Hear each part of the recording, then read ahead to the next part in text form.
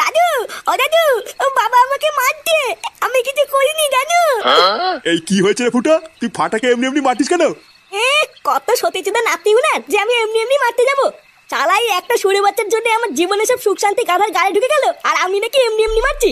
হ্যাঁ তাই ভর সন্ধ্যাবেলায় শুধু শুধু দাদু ভাইকে মারছিস কেন সেটা তো বলবি। ভোদার বল মারছি কে সাধে?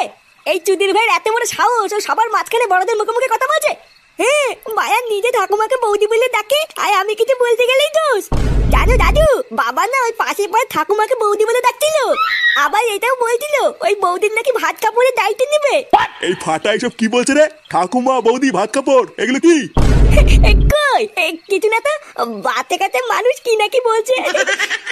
ভাইয়া আমি এখন বাচ্চা হয়ে গেলাম তাই না? বলবো বলবো দাদুকে সব বলবো। সত্যি বাচ্চা কাচ্চা মানুষ কি নাকি বলে। হ্যাঁ নে অত ভয় পাস না, তোকে আর মারলাম না, যা ছেড়ে দিলাম। আর ছেলে পেলে মানুষ একটু মারের ভয় দেখিয়েছি, আর ভয় পেয়ে কি নাকি বুঝতেই লাগবে না। তোমাদের দাদু মরে যাওয়ার আগে যে টাকা পয়সাগুলো রেখে গেছিল সেইগুলো দিয়ে তোমাদের দাদুর কাজটা হয়ে যাবে। এইসব তুমি কি বলছো কি বৌদি? তোমার কোনো সাহায্যই লাগবে না। জানো দাদু মরে যাওয়ার পর থেকে তোমার যে কি হবে এটা ভেবে তো আমার সারা রাত ঘুমই নেই। আর এখন তুমি কিনা বলছো তোমার কোনো সাহায্য লাগবে না, তাই হয় নাকি? হ্যাঁ না না, আমি সত্যি বলছি, আমার এই মুহূর্তে কোনো টাকা পয়সা লাগবে না। জানো আমার ভাতারটা মরে যাওয়ার পর আমি তো ভেবেই নিয়েছিলাম যে আমি এখন থেকে একা একা হয়ে গেলাম। এইভাবেই একা একা যে সারা জীবন কি করে থাকবো এটা ভেবেই তো আমার সারা রাত ঘুমই আসে না। কিন্তু আমার এখন খুব ভালো লাগছে জানো, কারণ তোমরা আমার পাশে আছো। হ্যাঁ আমার আছি তো, তুমিও তো চিন্তা করছো কেন? হ্যাঁ ওরা তুমি সবসময় মনে রাখবা, কেউ তোমার পাশে থাকুক বা না থাকুক এই ফুটো আছে। কি বলছো ও মা? তাই তাহলে ঠাকুমা দাদুর কাজের জন্য আমাদের বাচ্চা ক্লাবের পক্ষ থেকে তোমার কোনো সাহায্যই লাগবে না? না গো লাগবে না, তবে হ্যাঁ তোমাদের অনেক কাজ রয়েছে।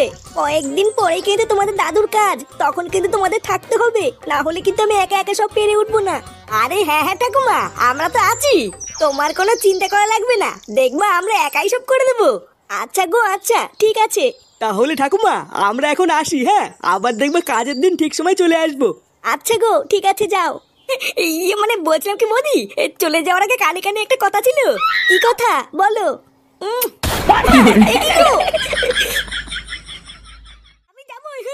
আমি যাবই। দেখ ফাটা একদম জেদ করবি না কিন্তু বলে দিলাম, ওটা একটা শ্রাদ্ধ বাড়ি, শ্রাদ্ধ বাড়িতে কোনো বাচ্চারা যায় না, আমি যখন মানা করছি তখন তুই যাবি না। ভাইয়া আমি কি এখন বাচ্চা আছি নাকি? আমি এখন বড় হয়ে গেছি, আমি যখন বলেছি যাবো তখন কিন্তু আমি যাবোই, আমি কিন্তু যাবো বলেছি। ভাই তুমি কান্না করছো কেন? দাদু দাদু আমি কিন্তু শ্রাদ্ধ বাড়িতে যাবো, মা আমাকে যেতে দিচ্ছে না। বাবা আপনি আপনার নাতিকে বোঝান, কতবার বলছি শ্রাদ্ধ বাড়িতে বাচ্চারা যায় না, আরো সেই থেকে শুধু বায়না করে যাচ্ছে। কেন দাদু ভাই তুমি বায়না করছো কেন? মা তো ঠিক কথাই বলেছে, শ্রাদ্ধ বাড়িতে বাচ্চাদের যেতে নেই। দাদু ভাই তোমাকে আমি অন্য জায়গায় ঘুরতে নিয়ে যাবো। হ্যাঁ আমি ওইসব জানি না, আমি যখন বলেছি যাবো তখন আমি যাবোই। বাবাও তো যাচ্ছে শ্রাদ্ধ বাড়িতে, আমি বাবার সাথে যাবো। বাবার সাথে যাবা? আচ্ছা ঠিক। বলো ডাকছো কেন? এই তুই শ্রাদ্ধ বাড়িতে কখন যাবি রে? এই তো এখনই বেরোচ্ছি, কেন কি হয়েছে? দাদু ভাই কান্নাকাটি করছে, যাওয়ার সময় ওকেও সাথে করে নিয়ে যা। লেওরা আমার কি খেয়ে কাজ নেই নাকি যে আলবালকে সাথে নিয়ে যাবো? বাড়া আমি এখন আলবাল হয়ে গেলাম তাই না? আমি জানি তুমি আমাকে কেন নিয়ে যাচ্ছ না, তুমি ছাদ্য বাড়ি থেকে উল্টো পাল্টা কিছু করবে আমি জানি। উল্টো পাল্টা কিছু করবো মানে চুদির ভাইতে কি বলতে যাচ্ছিস? হ্যাঁ দেখেছো তো, দেখো এইসব বাল চাল নিয়ে কোথাও যাওয়া যায় নাকি? তোমরা সব গার মারাও। লোকজন ভরে গেল, খাওয়া দাওয়া শুরু হয়ে গেল, কিন্তু এখনো ফুটো চুদমাইটা আসছে না কেন? আমি তো দেখছি গো পল্টুদা, কোথায় ফুটো সবার আগে চলে আসবে, তা না সবাই চলে এসছে, ফুটোরই পাত্তা নেই।